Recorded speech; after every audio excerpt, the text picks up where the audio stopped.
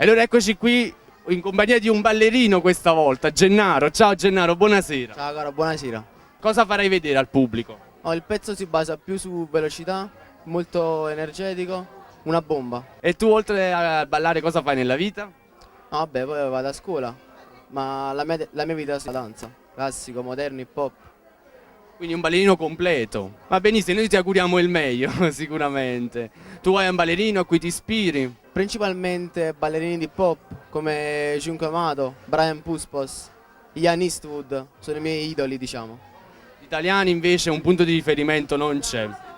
Simone Giannischi, dove appunto spero di andare nella sua scuola un giorno. E noi te lo auguriamo con tutto il cuore. Fai un caloroso saluto ai nostri amici di Street News. Ciao cari amici di Street News.